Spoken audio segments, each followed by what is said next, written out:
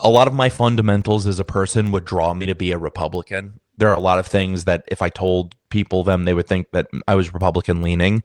I just tell the truth about Trump. I made several posts today even about what I think like the effects of certain forces are in the United States.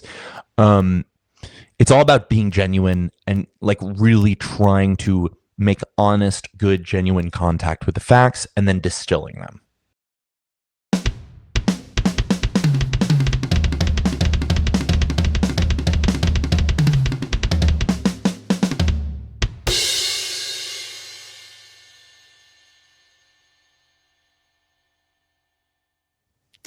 Hey everyone, welcome back to the All Music Matters on That podcast. I'm your host, Brian, and today I welcome a very special guest. We welcome our boy, Zeke Sky. How you doing today, brother?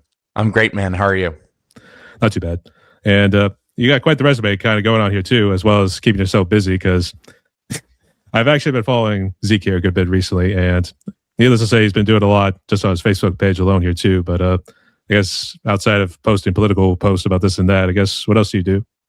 I do music. That's my first thing. I feel like I was militarized very recently in politics. I have maybe some history and philosophy in politics, and I got louder about it recently. But music is my main thing.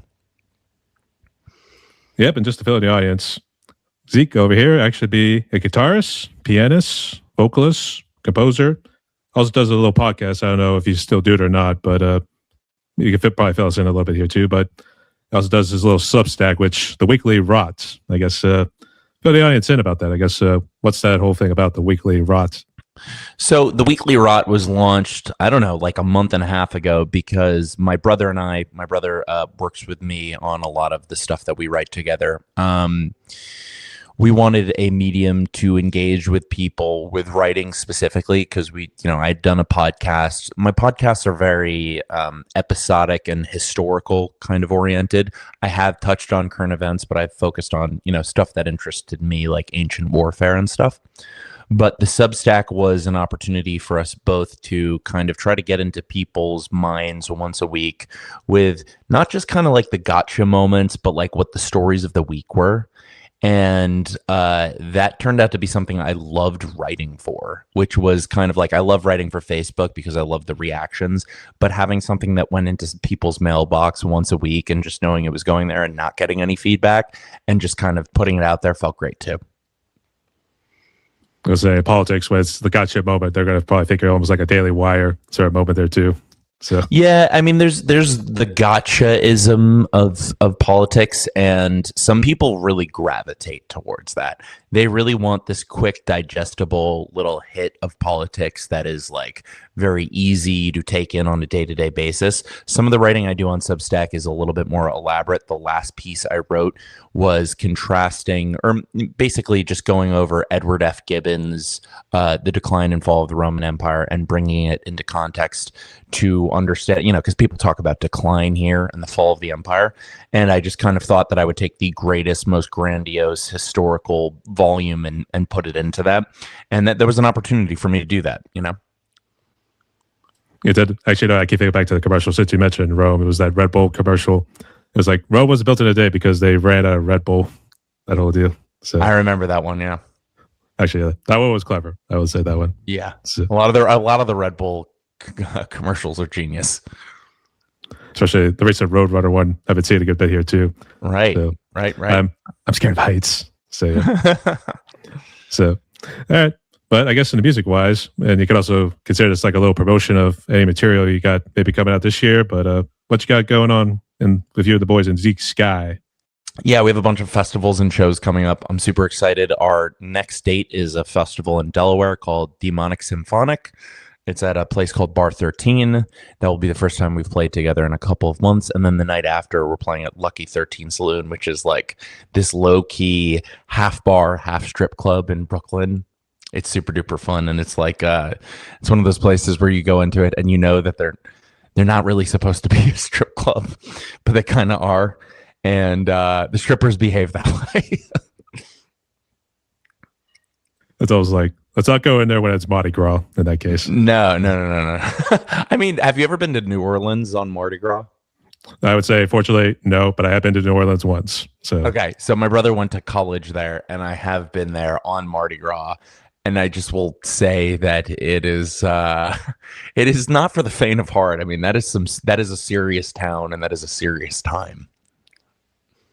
it's almost like this was the best of times. It was the worst of times. Kind of precisely. It really will be that. But the thing is, that book was dealing with it in like these, spades of psychological torment. It's the best of times at 9 o'clock, and then it is the worst of times at 5 a.m.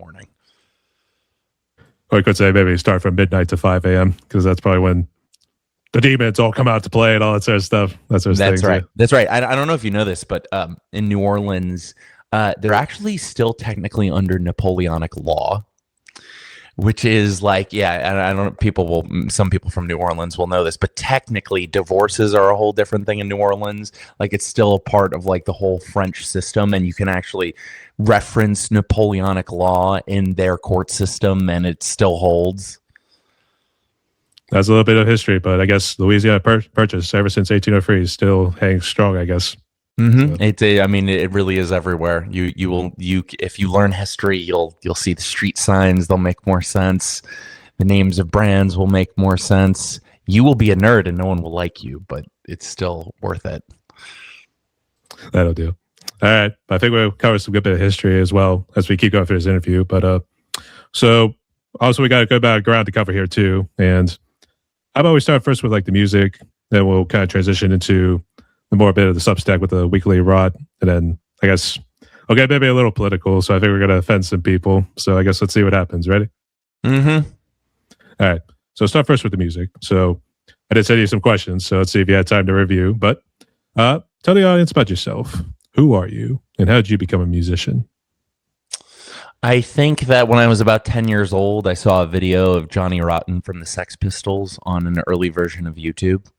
And I didn't really know what was going on completely, but then I just started walking around with a guitar all day, and I felt like I was going to bring about a revolution, which strangely is something that I like carry in my heart to this day.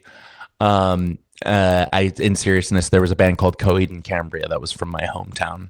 And if you know Coheed and Cambria, they're one of the best, most awesome rock bands ever. And that was the standard by which I understood great rock music through the lens of great melodies, great lyrics, storytelling. And I was lucky enough to have a number of amazing music mentors. And I worked very, very hard at my craft. And by my early 20s, I was a professional musician who was doing lots of gigs. The year before COVID, I think I did about 150 live events. And then my band started kind of just before COVID, 2018, 2019, that kind of area. And I made my albums. And my albums were, I've had a revolving series of musicians, but the gist of it is that I've existed in this progressive power metal, psychedelic rock kind of universe. And yeah, my band plays a lot. I've been lucky enough to have a record deal, to get a lot of the things that maybe I didn't even know from the beginning were good things, because all I knew in the beginning was that I just wanted to play guitar, and it's been filled with ups and downs. I guess was it always Zeke Sky was the name? I know you got based it off yourself, but or did you jump around with various names before settling on this? There was the Zeke Sky band, which was a thing in like the 2017 around then, which was like kind of like the early stages of it. But I've played in other people's bands, and then it's always been Zeke Sky. That's pretty cool. So I guess which part of the world are you hailing from? Are you the East Coast boys?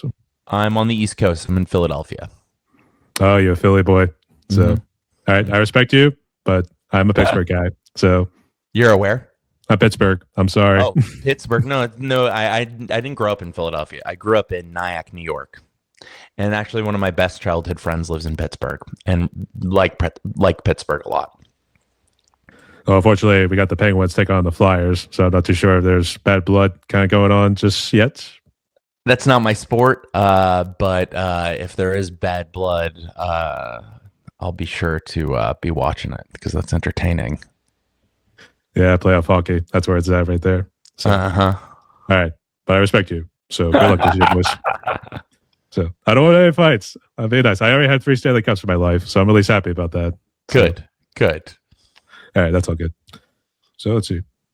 I guess maybe it could kind of lead into COVID a little bit here too, but I guess your band with whole thing with Zeke Sky. I guess what really was kind of the influence behind the sound, because it kind of struck me as a little bit of a Dragon Force sort of tone there at times. I love Dragon Force. I'm not gonna lie about Dragon Force. Everyone knocks Dragon Force, but I love Dragon Force. I mean, Dragon Force is one of those bands where they invented like this stereotype that becomes the reason you knock them, but the stereotype is great. You know, they were this Bon Jovi speed metal band. That's the best way I know how. Like, I think my mom asked me like what Dragon Force was when I was like 18 or 19, and I think that's the way I described it, and I think that's a lot of the way a lot of people think about it. Dream Theater, Pink Floyd, all of the psychedelic, heavy kind of stuff. Classical music has inspired me. I was lucky to have a lot of jazz growing up, so like sophisticated chords were not lost on me, even at a very young age. But I like to think that any substantial music I hear, I can draw something from, you know, regardless of it. You know, I've heard Ariana Grande songs I like. It's all about melodies and stories to me. So there are constantly bands that I wouldn't have expected to like based on, you know, who I thought liked them or other songs that I've heard a song and I've been like, wow, I'm really inspired by that. And I will just note there is this one film composer who is blowing up right now called Johann Bornloth, who I love to death. He has a bunch of different creative aliases, but the one that I love the most is called Bonnie Grace. And Bonnie Grace, this project, writes some of the best melodies I've ever heard, and I love it. Let's just say, like, there's always like authors who kind of like use like pen names. So like he's got like several. He's got like several. So it's kind of like that, yeah. So. They all do. They're justified though. Some authors have pen names that are kind of nonsensical because they do similar things. They're all justified. They're all different things, you know. Like I see, in terms of like the music right there. So I mean, Bonnie Grace, and then it's always like, wait, does Hans Zimmer actually have maybe some sort of pen name too, or something? He might, and Hans Zimmer actually would be. So Hans Zimmer, I would say Bonnie Grace and Hans Zimmer, if you listen to their music, they're probably grouped together on Spotify because they're actually very similar sounding. And I think Hans Zimmer does have a lot of ghost tracks he's written, actually. We bow down to both of those guys right there too. We say we are not worthy in that case. So that's pretty cool. And I guess, did you ever do the Guitar Hero back then? Because I think that's why Dragon Force became such a bad stereotype. I was so bad at Guitar Hero. I was so bad at Guitar Hero. All my friends that couldn't play guitar were amazing at Guitar Hero, and I could never do guitar. Actually, you wouldn't be the only one, because I think the actual musicians, both the guitar players from Dragon Force, couldn't actually play their own song on it. I think that was YouTube videos. Right. They can't play their own song, period. But like, there is definitely a thing where actual guitar players can't play Guitar Hero. Oh, well. But I think it's a lot harder when it's just the 5 buttons in this case. It is. I mean, it's a video game. That's the thing. There's a video game. Like, have you ever met someone who like was useless aside from the fact that they were great at Super Smash Brothers? I mean, in this case, we call him the. Actually, I was thinking like the South Park term, be like, we're dealing with someone here who has absolutely no life. So. Yeah, I feel like you can like it's they're the champion of the digital world. Like it's expressing some kind of biological like it's something, but it doesn't necessarily manifest as anything useful anywhere else. You know, I guess not. So. But to each their own too there too. So we got the music, we got the computer nerds. Let's just lump that in with video game nerds there too. Yep. So, but nonetheless, we love you all. Keep doing what you're doing. Yep. I guess when you were young, did your parents really kind of influence you? I don't know if you kind of jumped around with various instruments in like elementary through high school. My dad's a piano player, and he like kind of took up guitar a little bit when I was younger. And my mom was actually a Broadway choreographer. And she's like fantastic. Like my mom's this very lucid kind of like, there's this old Frank Zappa line where it's like, he says, talking about music is like dancing about architecture. And the funny thing is my mom can dance about architecture, and she would tell you that it's very important to dance about architecture. But, your parents will sometimes their biases will come into play because a lot of the music, I heard a lot of great music when I was growing up, but I didn't know anything about heavy metal until I got into college. Literally nothing. I really don't think I heard a real heavy metal song until I was 20. And what I got was the Beatles and Broadway plays and a lot of Frank Sinatra and the Beach Boys. And I had to really find stuff later on. But what that stuff imparts, is, especially when you're young, is your sense of melody and your sense of what makes sense and lyrical coherence and all of that stuff. So if you have the good stuff when you're young, it's like a cheat code. I would say, did you not get to Iron Maiden around the time there too? So Iron Maiden was okay. So Iron Maiden I knew about because of Coheed and Cambria. I think they might have done a cover of The Trooper, and that's maybe why I knew the name Iron Maiden. But like a full Iron Maiden album, I did not hear until I was in my late teens or early 20s. I was sort of the same way, but I knew about some heavy metal because a friend of mine introduced me to the alternative metal. What you got with like Under Oath, From Autumn to Ashes, that sorts of groups. Mm-hmm. Pretty much a mix between like clean vocals and the heavy growls, that sort of stuff. Well, that's where my music lives a lot of the time. I really like the energy of growls occasionally, but like I also really need melodic vocals. That's like something that is like I don't listen to really any bands that are just all growled vocals. I like growled vocals as kind of like this percussive element, this like shocking kind of like addition, you know? I would say, would you make an exception with maybe In Flames, since it's kind of like I love it. No. In Flames has melodic sections. In Flames are, they're one of the founders of melodic death metal. In Flames has like a lot of the more melodic sounding stuff you're going to find in death metal. So I love In Flames. And I guess like, okay, so like if I'm really pressing myself, there are bands that have moments that I really, really like that are only dirty vocals.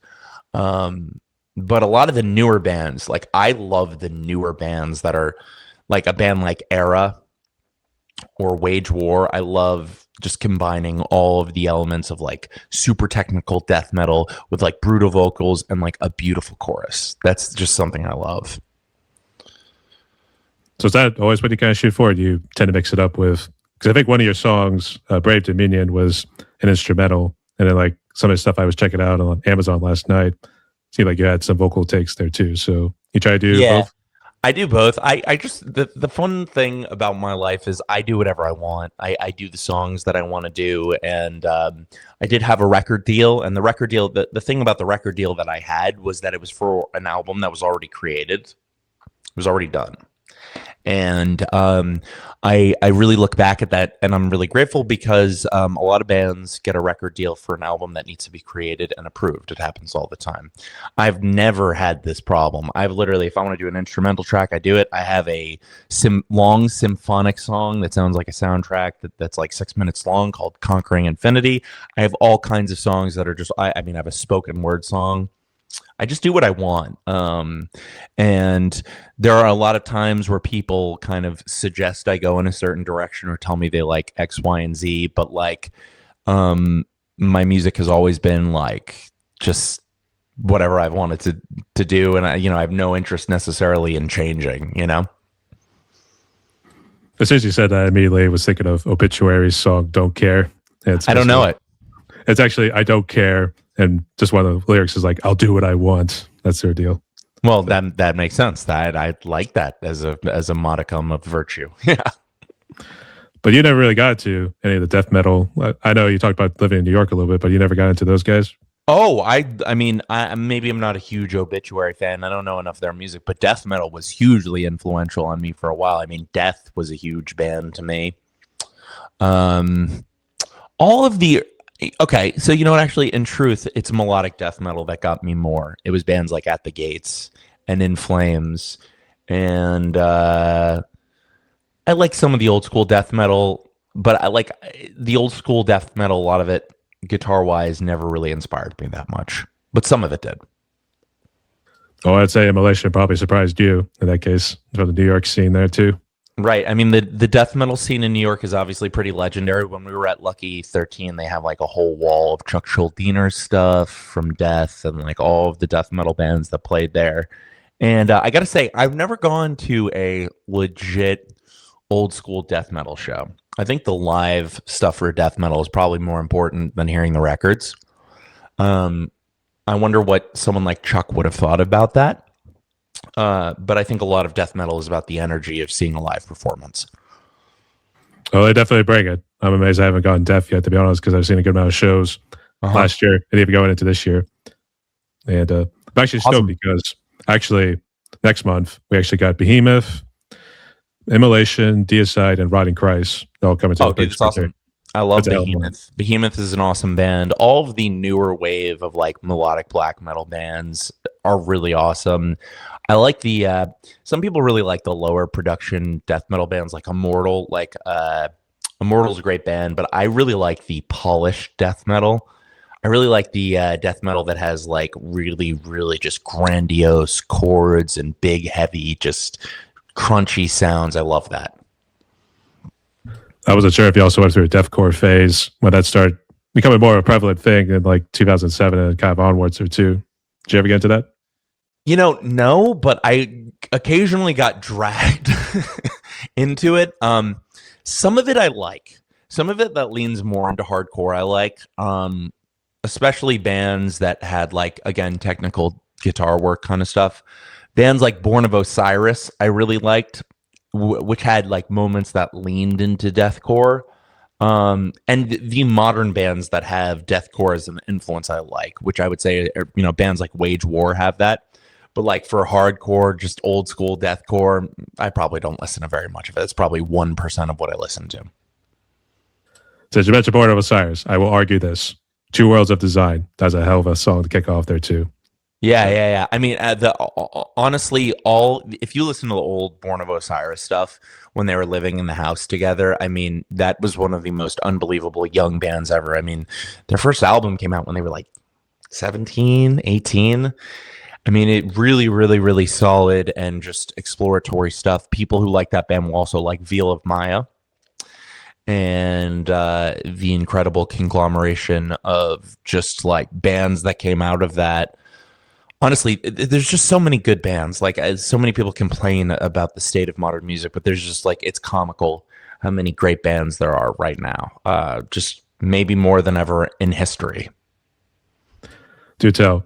I think you should also say for Born of Osiris, it was before they kicked out Jason Richardson. Right. So, So Jason Richardson had a bunch of leads on one of their albums, and I guess he left because of the drug doing of the band. That was what I remember. But their other guitarist, Lee McKinney, is also considerable. Very good guitar player, very good composer. And Jason went on to do his own things. And I think a lot of guitar players came from that milieu of tying this like extreme neoclassical style to the hardcore stuff, which, by the way, I don't know if you, I mean, a lot of the hardcore fans didn't like that. A lot of the hardcore fans just wanted to hear breakdowns and screaming and, you know, but there was a lot of really, really smart music that actually, not smart, but there was some really more sophisticated kind of guitar playing that came into things 10, 15 years ago. And I think that's a credit to any genre when they introduce more virtuosity, more being able to play your instrument. I think that's good for everyone, honestly. I think the story was, after getting kicked out of Born of Osiris, he did the one album with Chelsea Grin, which kind of, I say, revitalized their career and kind of Chelsea Grin's actually been known to actually change their sound a good bit if you listen to like all their albums. So it seemed like it pointed them in that direction. And then he ended up at All That Remains at some point. Yep. I think the Chelsea Grin album before he came in was not my favorite Chelsea Grin album. So they were going to either, there was almost no way for them to go lower from that album. They did better with him in the band and with him in the live show. I actually think that his solo stuff is the best stuff he's going to do, which is a massive credit to him. If anyone doesn't know it, they should, his solo stuff is really some of the best guitar playing you're going to hear. He's a good producer. He's a good writer, which I cannot say about everyone from all of these bands. That's for sure. A unique talent, to say the least, too. For sure. Godspeed, Jason Richardson. So. Correct. All right. So I guess go ahead and talk about the gear that you use for Zeke Sky. So I guess, and maybe even like the weekly route too, if you want to throw it in, but go ahead. What gear do you have? Well, for Zeke Sky for live, I just have a Friedman head that you can actually see in the back there. That's what I mainly use, and I've actually been going straight to the PA with it recently, and it's some of the best guitar tone I've ever had.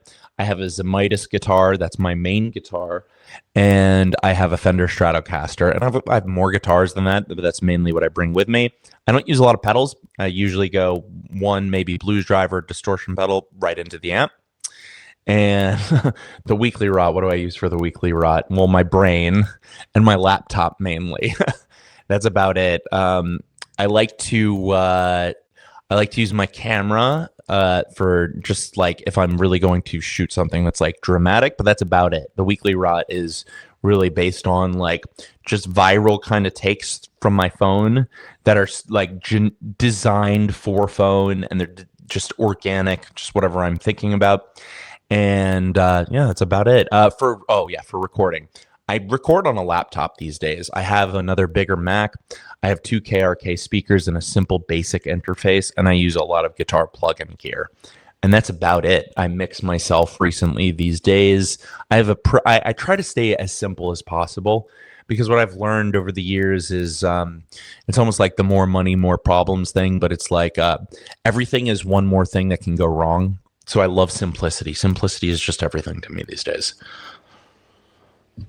I guess, how long did you have a record deal? I don't know if you still do, but Atomic Fire Records, I guess, you still with them, or was that just a short-term thing? It was about 2 years, and then kind of I needed to get out, because not because of anything they specifically did, but I wanted to do more music, and they could only approve so many albums every X, Y, and Z. And I had a year where I did 3 albums.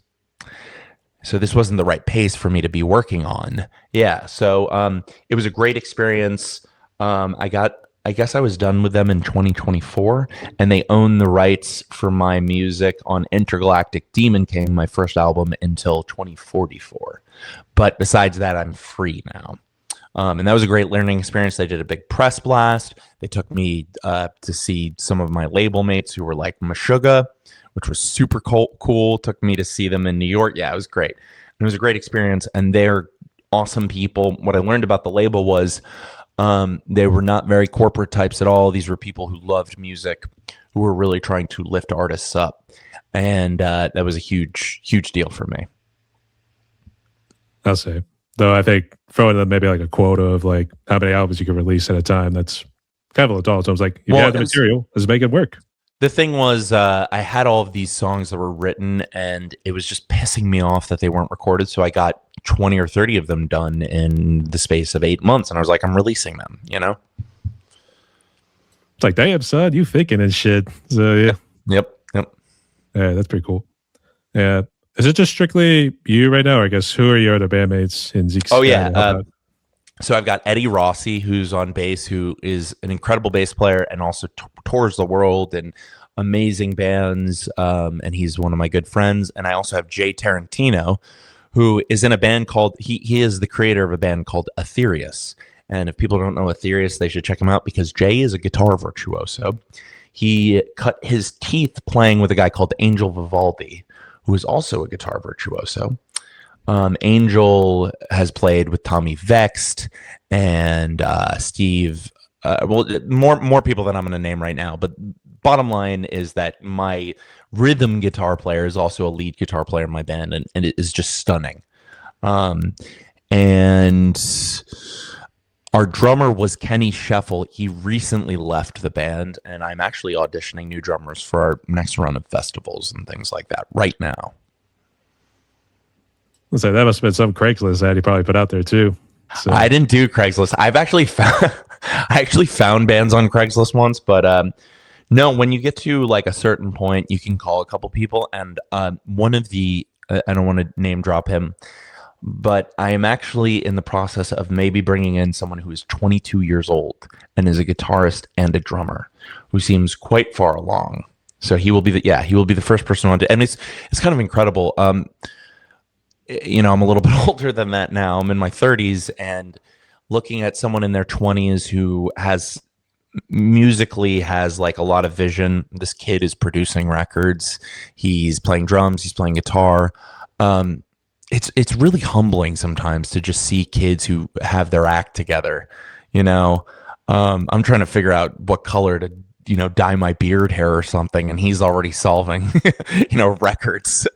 And records are hard, man. Like records, to produce a record like at a really good level, to really make something that people want to listen to, it takes a lot. It really, really does. And the process has to start early. So seeing someone who's like chugging up that, wall of, the mountain of Sisyphus, it's so inspiring, you know? That's pretty cool. So we could say you got some good catches right there, mate. So Yes. Yes. So actually, since you mentioned about dyeing your beard or something like that too, did you ever do like the face paint and that sort of stuff? Well, I was kind of, trying to make the triviality of my existence kind of relevant. But I don't know, like, like sometimes I just think about people at my age who are accomplishing things, and like I think about what I'm accomplishing. I mean, by the time Barack Obama was my age, he was eyeing like his first run for the presidency, and I am thinking about these very, am I going to dye my beard hair? Am I going to cut, like I like kind of making myself small a lot of the times, because when you make yourself small, you can see so many things.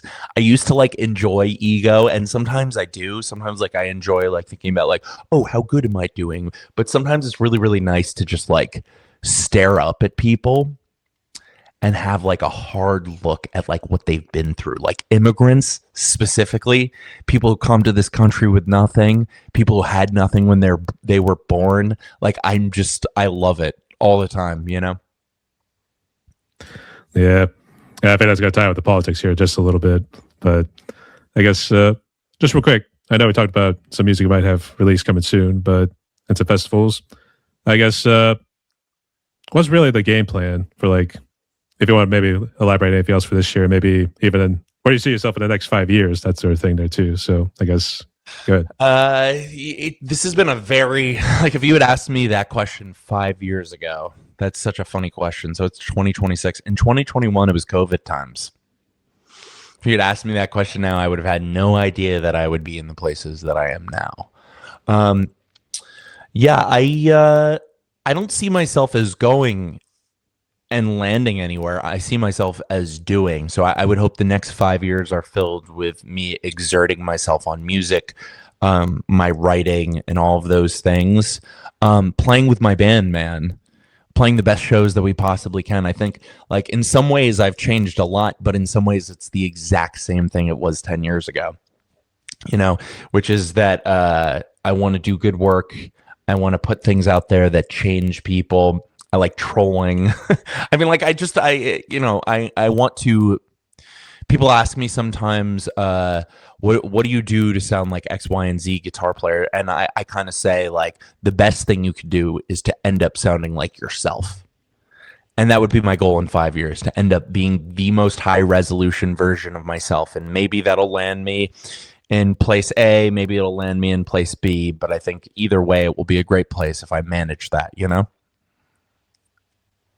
That's for sure. At least we could say pass the job interview in that case. So yes. And just real quick before we do jump into COVID, the lyrics. I'm assuming you've written all the lyrics and all those songs you've released so far. But I guess what do you normally like to delve into whenever you're doing the lyrics of a specific song? I think a lot of my lyrics deal with warfare and battle. I like martial arts. I was a all-American wrestler, and I like ancient history, Alexander the Great, Caesar, stuff like that. And I like talking about sometimes their exploits, which I think has put me in like kind of a weird position being anti-war and stuff like that.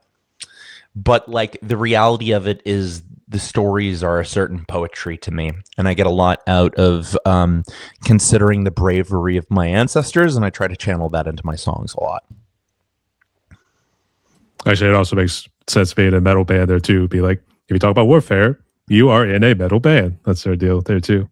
I mean, because what other genre of music talks about warfare a lot? I'm really not sure if there are very, very many. Well, to be fair, some classic rock. If you do like Creedence Clearwater, maybe we can throw Bruce Springsteen. That was an anti-war song. So yeah, war. But I mean, like the bands that are like almost like their battle cries. Amon Amar, like where war is the point. I don't know bolt thrower. I don't know if you would count that as maybe like a little bit anti-war, but maybe it was like describing it, that sort of deal. I think bolt thrower is pretty war oriented. Very much. Rest in peace, Barton Kearns. We miss Mm. you, brother. So, Mm. all right. So we now delve into the hard topic of COVID here, a little bit here too. And I mean, this can kind of lead into the political stuff here just a little bit because from my perspective, it seemed like COVID really broke America's back, where you think about it in terms of reason, that sort of stuff. So I guess how bad was COVID for you on a personal level, family wise? And then I know you talked a little bit music wise, but feel free to share, I guess, what else you were doing music wise at the time. It's interesting because I mean, I could cite a constellation of facts that would show you that COVID was disastrous for me, and I can cite a constellation of facts for you that show you that it was great for me. I'll start with the first one. I mean, when COVID happened, I remember my gig got canceled the night that the shutdown started where I was living, and outside of Philadelphia. You remember Governor Shapiro? I'm pretty sure shut down the whole state. And it was a crazy shock because the last 2 or 3 years before that, I had been living out this dream, which was like I was going to play music all the time, and I'd been playing constantly, and that was all gone overnight. Now, yeah, so that was one thing, but from that, I wrote Intergalactic Demon King, which was an album that got me a record deal. So there are two sides to this coin. I was lucky enough that I was able to spend most of my time playing guitar, working on piano, working on all of that stuff, that I have to say that there's a diversity of ways in which COVID was good for me. For the world, there's a number of implications. I think one of the most important implications was COVID kind of showed that the physical world is very vulnerable. And the digital world is not vulnerable. And it can't be because most money, for example, exists in the internet. It's not backed up by anything physical. So you can have situations in which the physical world just completely decays and things can continue. If something happened tomorrow where the internet was gone, that might very well be the end of civilization. So I think COVID, that's one of the lessons of COVID to me. Another one of the lessons of COVID was just how important social interactions are for people. And there are some people who thrive in solace, and there are some people who don't. I think I'm somewhere in the middle. But some people found that they really, really just missed, the joy of civilization. And there were some people who felt like, this is okay. So, yeah. Yeah. Actually, it was always funny because I had one of my family relatives. She worked in crisis management for this one particular company. And the joke was, the day you retire is the day the world's going to go to shit. So, and sure enough, she had retired, and to add double whammy, she accidentally busted her foot. So, well, I think they find that with a lot of people. I'm pretty sure retirement turns out to not be as happy a thing as people think it is. And it's interesting that we don't talk about it so much because a lot of people have this life. They build this life where it's like, I'm going to pay into my 401k, and then one day I'm going to be on a beach, drinking pizza out of a sippy straw or something like that. And it turns out that I'm pretty sure spending the first 50 years of your life doing nothing but paying into that 401k is meaningless and probably a little stupid. I don't want to knock anyone for their lifestyles, but the thing is, you have this brief window of time to be here on Earth, and being a slave or a prisoner to like that kind of validation or that kind of security, I just think ends up with most people being unhappy. And the funny thing about that is most people, when they retire, they want to go back to work like 3 months later. Like I've seen scientific studies about this. No one should be consigned to doing nothing. Yeah. So I think that's a thing. Yeah, I can see why. Though it was a nice joke, but at the same time, it was like really one of those bad times where the COVID bug came right in there too. But also allowed me to be able to work from home. So it was always nice being able to just get right out of bed, right at 8 o'clock, and just go right to the computer. I still held on to a job, so I was pretty nice about that. That's awesome. I mean, and a lot of people found that they liked their jobs way more when they didn't have to go on that hour-long commute in between places. And a lot of companies found out that they loved not having to have all that expensive office space, That's for sure. Though, do you think there was that little bit of factor going to 2021 what you saw with January 6th and all that stuff, or was it just that whole thing with the digital waves and everything else there too, kind of people being manipulated about this and that? January 6th, in my opinion, was the culmination of an ecosystem that was purposefully created that had nothing to really do with COVID. I think you would have gotten January 6th whether or not there was COVID. In fact, if there wasn't COVID, there's a damn good chance that January 6th would have been worse, if you think through that a little bit. The mutual delusions that brought people to a point in which they denied the election allowed them to continue to conglomerate to a point where something like what happened on January 6th was just going to happen. I honestly don't even think it had so much to do with what Trump said. I know he gathered people there, but I think maybe if January 6th hadn't happened, some other event would have happened. You can only tell people that an election is stolen for so long before there are real ramifications for that. And that is not just a political fact in our civilization. I mean, that's a fact that's true across time. When you tell people the system is rigged, they get very angry. And when you're in power and you tell people the system is rigged, they get very, even more angry because you're a mouthpiece for that.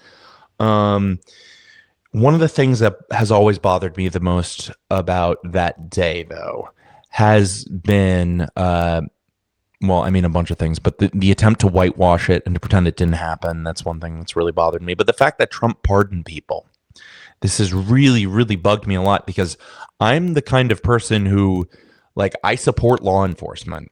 I've known a lot of cops in my life. I have been in situations in which I've seen cops do the right thing a lot of the time, and I know that they're not perfect.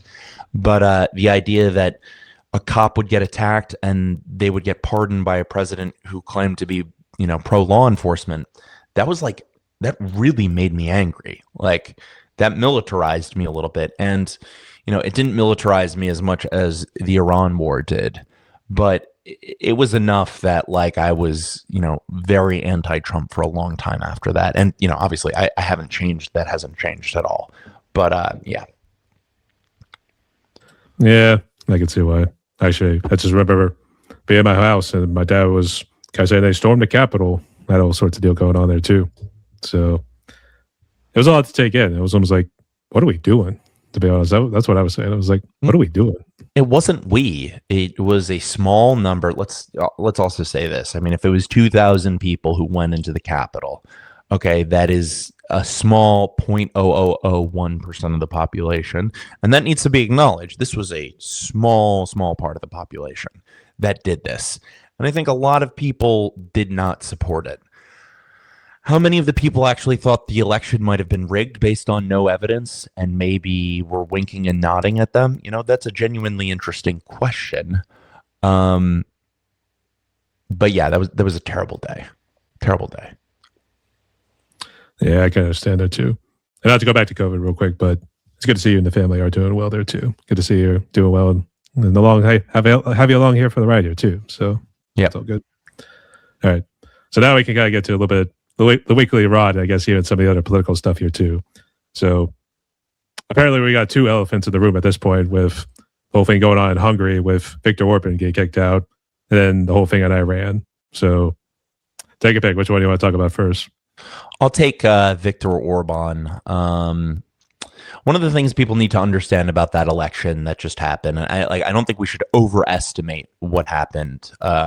It is great that Peter Magyar is going to be prime minister there. But the huge thing that no one's talking about is that 80% of their electorate came out to vote. It is a huge turnout election. And people should also understand that this Magyar guy is not a leftist.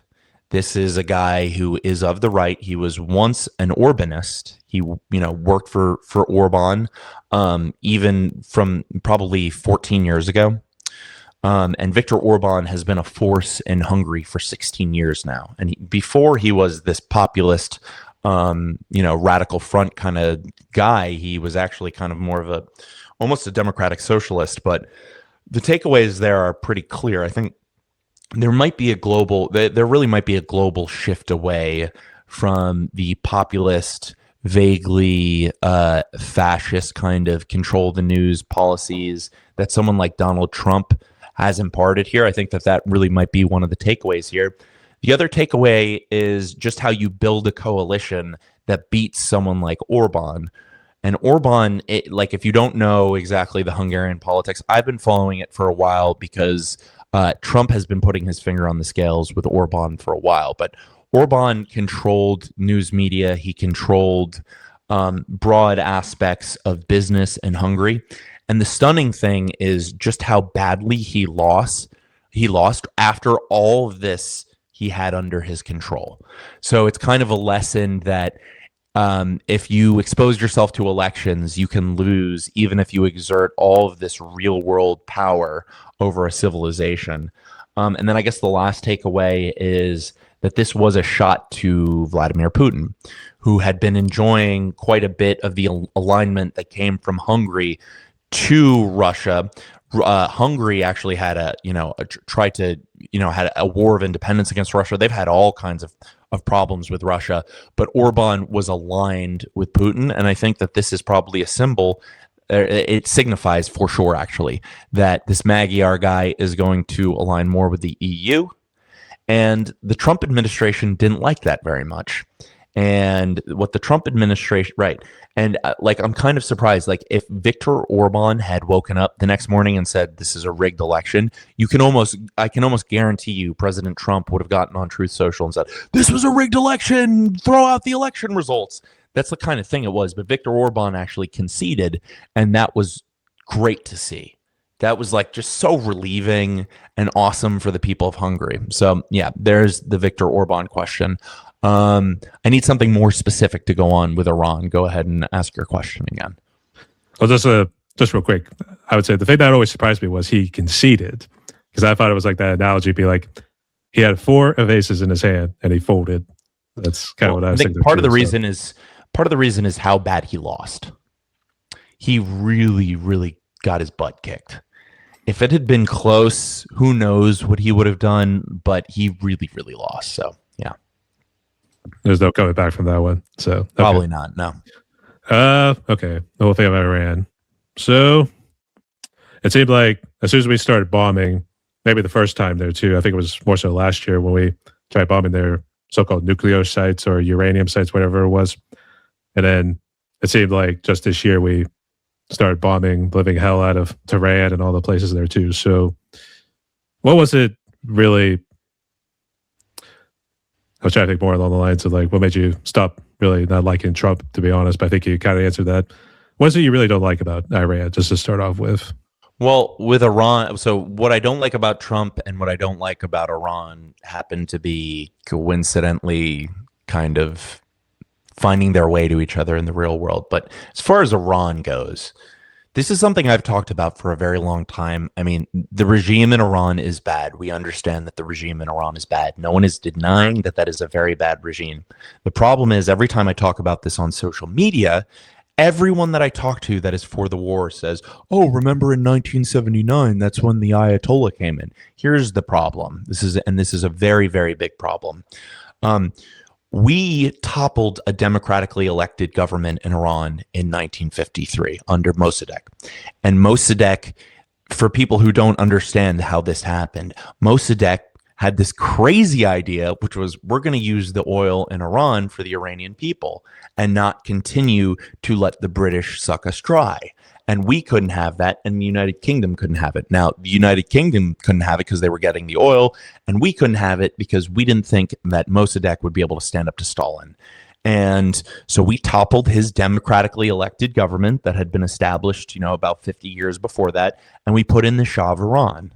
And the Shah of Iran was essentially like a dictator kind of puppet who was Western aligned, who modernized some of the industries of Iran, but also made people in Iran think that their culture wasn't valid and that he was just a Western cutout and he was just being a king for the British and that he was kind of and they didn't like that after a while.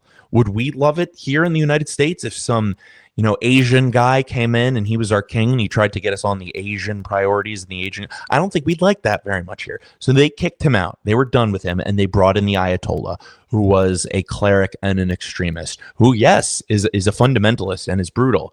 But so whenever we're talking about this, there's this temptation to just say, oh, 1979. But actually, there's a whole story before that. And not knowing that story is the problem. We've been way too involved in that area of the world for a very long time. And strangely, it's almost like you're waking up in a daydream. Trump knew this 10 years ago. Trump got up on a debate stage and said, hey, this war in Iraq, it was stupid. This war in Afghanistan, it was stupid. We're not doing this anymore. He knew it. And I've been against those wars for a long time. My dad was in New York City on 9/11. I had the early trauma of thinking that, oh, they hate us for our freedoms. But then I learned more about the situation. And the fact is, we've been going over there and irritating for a very long time, and we need to stop that. And I got really loud about that on social media, and it had a number of effects. I mean, some of them, I really, really like that a lot of the videos have gone viral and people have talked about them and shared them. It wasn't a direction I was planning on going because I really did not think that this war was coming. But I've been speaking out about this war, like knowing that something like this could happen for many years. And last year I did a podcast history. It's just the prologue of something I'm working on that's longer, about the history of the Persian Empire and their wars with the Greeks. It's called Underdogs and Overlords, because Persia is a fascinating civilization. And it was just something that I was deeply in tune with and couldn't not speak out about. I say you go back to the ancient history with the whole thing of the Spartans, Athenians, and the whole Persian War that was kind of going on there, or the Peloponnesian War, was that what it was? The Peloponnesian War is between the Greeks. That's kind of like a war between them. But there's the Persian Wars, and there's a number of conflicts that happen in that war. The Spartans happened when the grandchild of the founder of the Persian Empire, who's a guy called Cyrus. Cyrus is kind of like the George Washington figure of Iran. He's the founder of the empire. He's like the greatest. He's a great warrior hero. He's a great statesman. He's tolerant. He's the only non-Jew ever proclaimed a Jewish Messiah because he rebuilt the Jewish temple. Well, he has a number of successors. And then his grandson is this spoiled brat named Xerxes.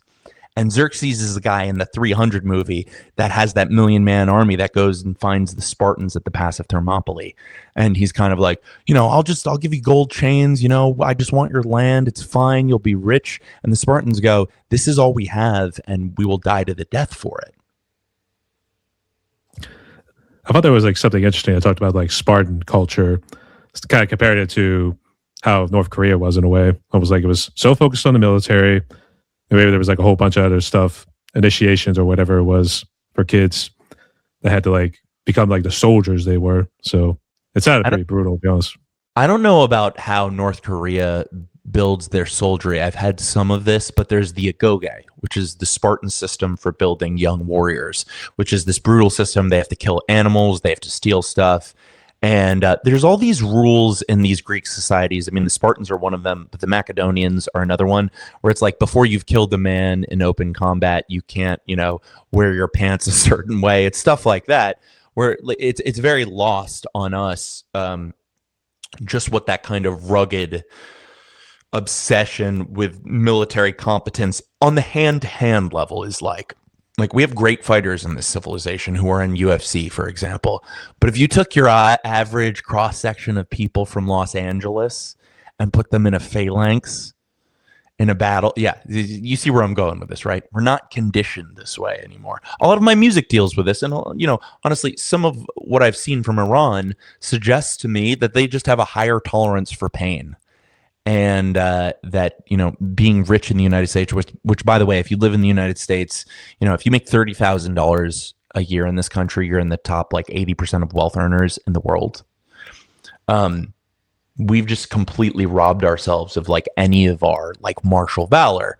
And that actually when you really reflect upon it and think about it, I don't just say it to say it, like you actually can get stronger from thinking about it and from waking up a little bit earlier and trying to just expose yourself to a little uncomfort, One of the things that was interesting, kind of go back to the Iran war, especially more so because of our cooperation with Israel recently. Some of the posts I've been seeing for people I follow who are also musicians, but perhaps also have right wing tendencies.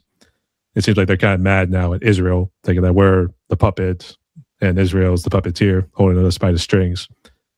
Do you think that's sort of true? And I guess part two of that question is, how do you see us getting out of this? So, as Israel is concerned, I think people who know history and have like a broad perspective of things can understand that two things can be true at once. Winston Churchill kind of dragged us into World War II. Yes, we got attacked, but we were probably going that way anyways. It can be true that Israel wanted us to do this and wanted us to be a part of this war, and also be true that Trump did it for his own reasons and based on his own justifications. A lot of the Israel talk, I have to be honest, like it's not all that it's anti-Semitism. It's just that people are new to the issue of Israel and they don't really understand exactly the position that Israel is in. You have to read Israeli history. You have to read world history more broadly to understand what is at stake for the people in Israel.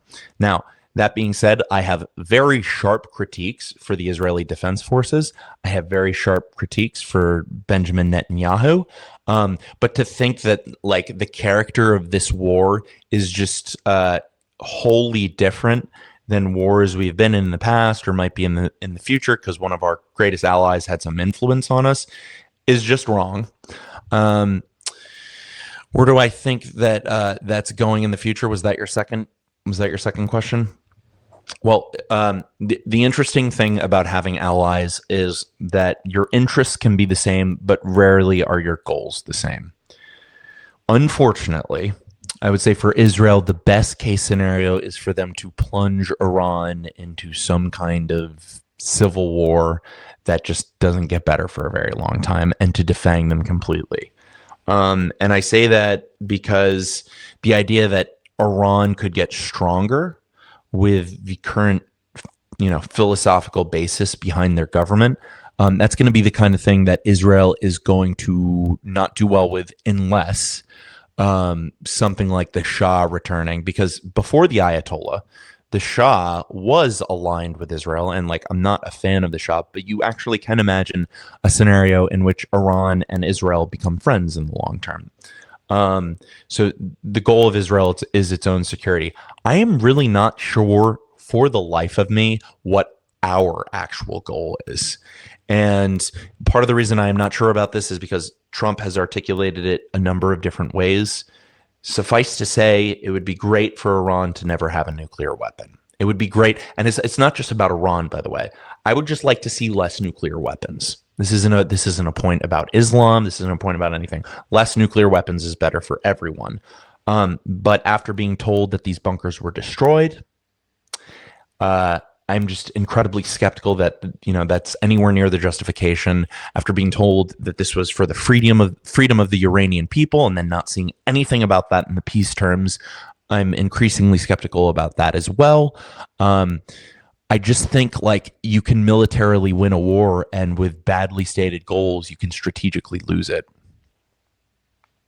Sort of like what happened with Iraq and Afghanistan, that whole deal. Iraq and Afghanistan, I think with Iraq specifically, at least George Bush went around talking about what we were going to do over there. And I think we had some kind of, we did get hit. I mean, we got attacked.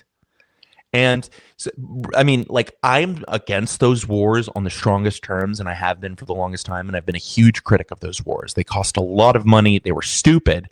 But can you actually imagine another universe in which we got hit on 9/11 and we didn't do anything about it?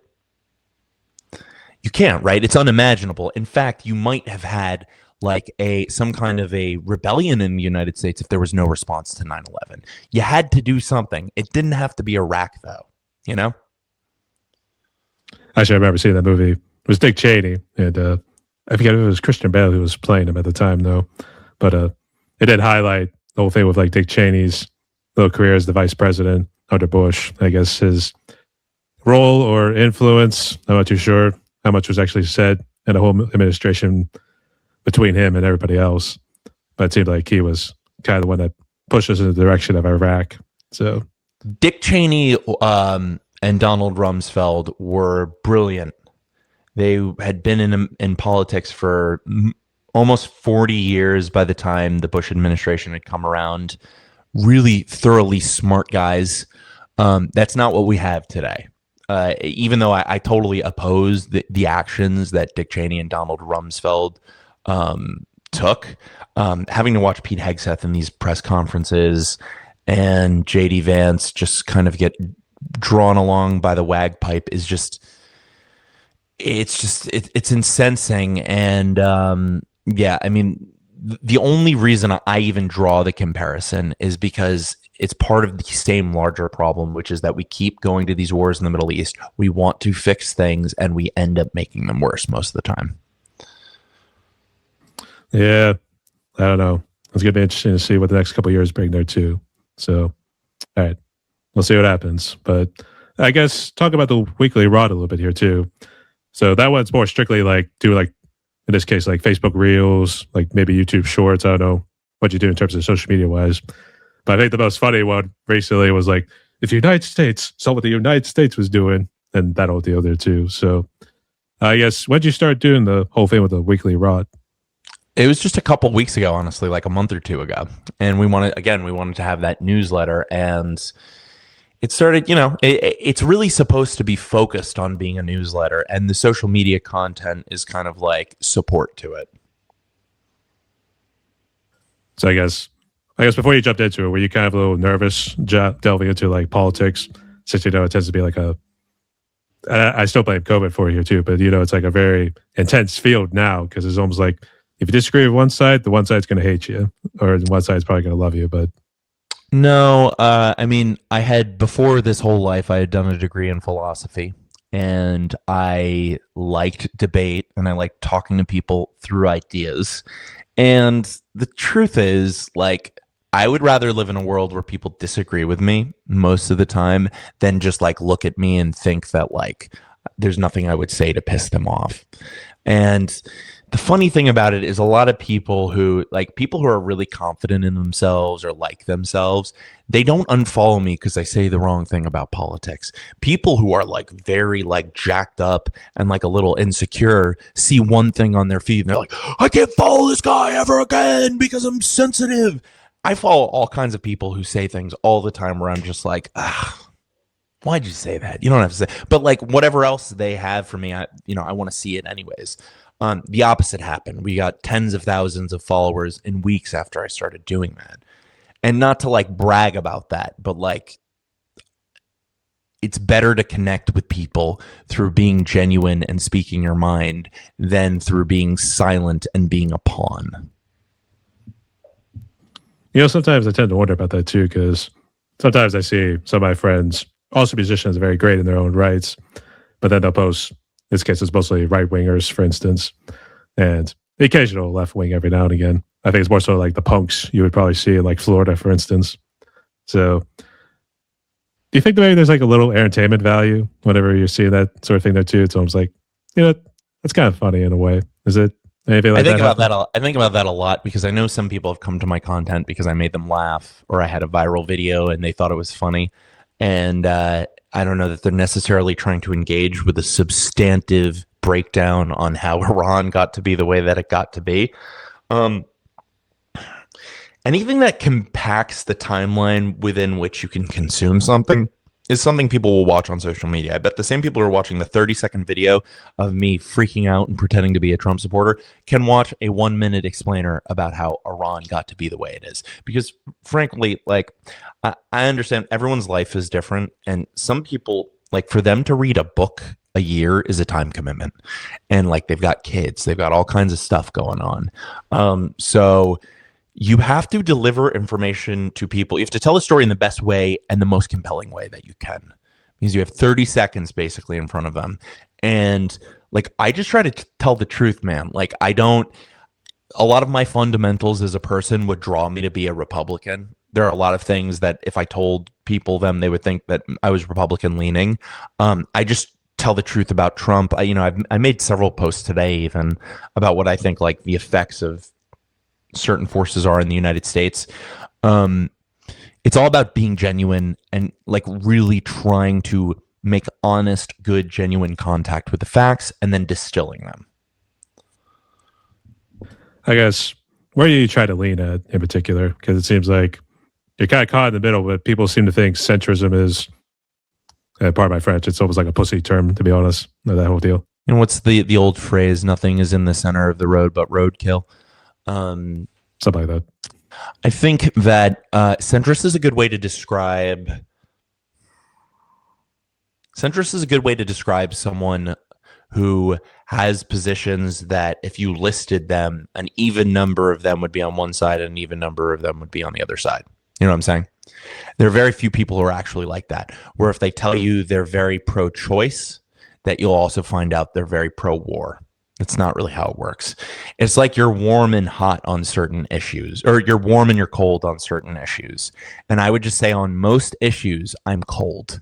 I'm open to explanations and edge cases, and I am open to being completely against the thing. That's most issues for me. I take them individually. With most people, the reason they're partisan is because if you tell me your view on abortion, I can guess your view on gay marriage and taxes. That's what makes you a partisan, that you subscribe to the same doctrine and same conglomeration of principles. I think I saw one of your posts. I kind of delve into Christianity a little bit here too, but are you just mad particular at what we call extreme evangelicalism?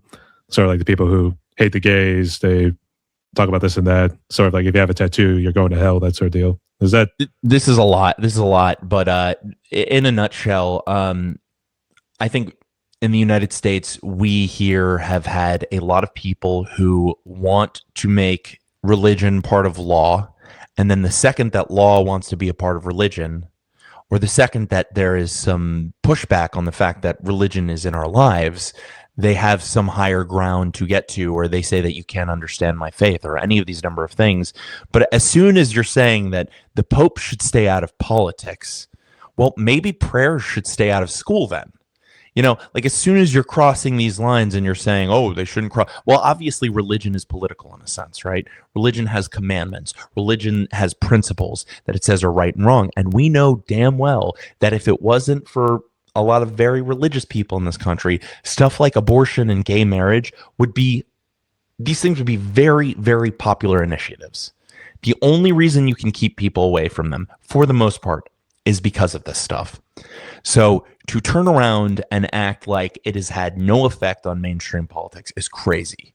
I don't like that people use religion as a bludgeon when they need it as an outward facing point, and then turn around and don't want the ramifications used on them, or don't want it pointed out that, you know, what Jesus was actually like. I don't like that. Yeah.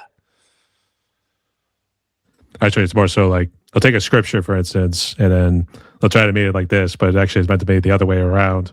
So I think that's where a lot of people tend to get turned off by that sort of thing there too. Yeah, it's interpretation. And the problem with interpretation is a lot of the times you can make things end up the way you want to make them end up by interpreting them a certain way. And you can get what you want when things aren't completely explicit. And honestly, I think interpretation is one of the ways in which all religions of the world have suffered, because a lot of them have these like founding documents, which are essentially sets of, you know, stories and admonitions and presets. And you can take so many different things from the story. Like you can take so many things from Lord of the Rings. Like there are so many different rules you can take out of Lord of the Rings and now apply that to religion at large, you know? Yeah. But I think I did see a couple of court cases. I think one was they wanted to maybe put in 10 Commandments. I think it was in Arkansas, actually. And I don't know if it was like a satanic group or something, or someone who was like challenging that whole deal there too. Mm-hmm. Or there was like, I think it was Bremerton, Washington. I think that one was a little while back. But it was basically a coach who was religious. I think he was I don't know if it was like so much like forcing the kids who were perhaps secular, kind of like into, you know, the little prayer circles always do like before or after games. So I'm less concerned about that. I think it's weird. Like when I say keep prayer out of school, I don't think that prayer harms anyone. I would never say that. What I would say is it's part of a larger scheme of behavior that puts faith first. And putting faith first is a very distinct choice in life that is for some people and it's not for everyone. And I certainly think that in a public school setting where it's kind of understand that you're sending your kids to school to learn science, mathematics, all of this stuff, the idea that like gender ideology shouldn't be in it is kind of the same as the idea that, you know, maybe Christianity and prayer shouldn't be in it all the time. Yeah, I would be on board with like just kind of thinking that's weird, you know? Gotta really highlight the establishment clause to stand out a little bit more because it doesn't seem like people get the idea about that. Yeah. So, yeah. All right. I'll just see what happens here too. But I guess just to kind of dwell, or we can make it a two-parter right here. I guess, what do you see the path forward here with the midterms coming up and even 2028? And then lastly, what are you going to do with the weekly rot? Just keep rolling what you're doing? All right. So the first question is, this is an interesting one, and I've actually formulated this in my brain today. I did a video about it, and I'll say it to you again. So in my view right now, it's a funny little reality, but if Donald Trump were to be impeached after the midterms, for example, then the next candidate won't have to run with him breathing down their neck. So, for example, in 2027, if Trump is still president and JD Vance is asked on a debate stage, do you support his tweet in which he looked, you know, he made himself to be Christ? If Trump is president, JD Vance is going to have to get up on stage and say, yeah, I was fine. I wouldn't have done anything different. If Trump is not president, that changes the complexion of the race entirely. Then a fresh candidate can be unburdened by this nonsense and can actually safely find their own lane. So I actually think that what Democrats want to do is keep President Trump president. I know that's a weird thing to say. A lot of people are not going to like that I said that, but that is what gives the optimal chance of ruining the Republican candidate in 2028. And I think for Republicans, if they can impeach him and get JD Vance in and then get a fresh candidate after that, that's probably the best thing for them to do. As far as the midterms go, number-wise, look, you don't want to count your chickens before they hatch, but the fact is this is looking like a blowout in numbers, and just philosophically and practically, Trump is just seemingly wanting to attack all of the people who were his greatest supporters in the beginning. And it almost seems like it's a purposeful campaign of derision. But I think that probably that pattern of behavior will continue. And that is going to make it very, very hard for someone like JD Vance, if he's still president in 2028, to run in a lane that is far away. Although JD Vance has had a disastrous couple of weeks. I think probably you're talking about Marco Rubio at that point. It is going to be very, very hard for any of them to get the stink of Trump off of them. Oh, the weekly rot. Sorry, the weekly rot. Yeah. So the weekly rot, we're going to continue every Wednesday. You can subscribe at theweeklyrot.substack.com. I've been writing like kind of bigger, grander pieces. And we're just going to do it every single week. And we're going to keep releasing videos. We are going to be talking to some political candidates and supporting some candidacies. And we're going to be talking about that, you know, in the future. But honestly, it's a very open road. The thing that matters to me the most is the same thing that matters to me in my music, which is just becoming a higher resolution version of myself. And if I accomplish that, I'll feel very achieved. All right. Sounds good. I'll have to see what happens here too, but we'll take words of wisdom from Zeke right here too. So thank you so much, Zeke. That really does mean a lot there too. And awesome. We had some great chats right there too. So it was great. So hopefully it doesn't come off as me being ignorant, but I think it's also me just trying to get an understanding of what you're thinking there too. So that's all good there too. All right. But how about we get a nice little relax right here and get back into more of the fun questions at this point. So ready? Sure. So just real quick, I guess, what sort of hobbies do you do outside of music and this whole weekly rot deal? I guess, do anything else in terms of weightlifting and that sort of stuff? Yep. I do a lot of weightlifting. I like to go to the gym every day. You would say like, you may think like this is AI generator, that sort of stuff there too. Try to show off the guns and all that sort of stuff. That's yeah, I don't know. I like to respond to the trolls. I probably shouldn't feed the trolls, but it's funny to respond to the trolls because then they respond more. But like what I really like pointing at is like how like gym culture is unrelated to conservative culture. And I want people to know that. I want young men to know that they like there's not this choice of like either be a weak liberal or be a strong conservative. It can be either. Actually, I keep thinking of the Lord of the Rings. It'd be like, they got a cave troll now. So yep. I'm going to wait for that to be, but I think at the same time, if the troll responds to you, I think your next one would be like, you're adorable. Or that's their deal. Yeah, I mean, they are kind of cute. I guess so. All right. So I'm curious if there's a particular dish I haven't heard about yet, outside of Philly cheesesteaks in Philly. But I guess, do you have a particular favorite dish you consider your favorite of all time? Yeah, bulgogi. Pork bulgogi is my favorite dish of all time. I was trying to remember because actually during COVID, we got into the HelloFresh dishes. And bulgogi was actually part of it too, but it was more like, trying to remember, it was more like the noodles. It's been a while since I actually had it, so I feel kind of bad. They have it a lot at like hot pot places. Okay, that's a good choice. I guess in terms of movies or TV shows, do you have any particular ones you would consider your favorites and kind of see the similarities between what's going on in there and today's world? Has to be The Black Mirror. The Black Mirror is an amazing show on Netflix that everyone should watch. It deals with some of like the more complicated realities of artificial intelligence and immortality. It's great. Everyone should watch it. You strike me as a Lord of the Rings guy in terms of the movies. Oh yeah, I love Lord of the Rings. Yeah. Okay. All right. I guess in terms of music wise, who have you been listening to recently? I guess went for inspiration or just something to blow off steam, whether they're indie or mainstream. Dream Theater, Bonnie Grace, like I mentioned before. I listen to a lot of classical music, Mozart. I like a lot of jazz, so thinking about bebop, jazz guitar players like Joe Pass, I like a lot. And newer prog bands are great. Yes is one of my favorite bands. Pink Floyd is one of my favorite bands. I was like, you're the first person to say about Yes, because I mean, a lot of people would say like, it's just Roundabout and maybe one other song. It's kind of escaping me at the moment, but it seems like Roundabout. Owner of a Lonely Heart. Oh, that one too. It's the one that plays in the grocery store all the time. He's still not sick of it just yet. No, so, yeah. I'm not. No. All right. And last fun questions. You got a favorite alcoholic drink or non-alcoholic drink? Ooh, alcohol. Not a huge fan always of alcohol. However, I do really, really appreciate a good red beer. It's like a red kind of cherry beer. I do love a red beer. I was trying to think more like the apple ciders. Is that sort of No, deal? it's called a red. Geez, I don't even know. I get it at this play. This really, it's from Germany. It's called a red. It's a red beer. It's cool.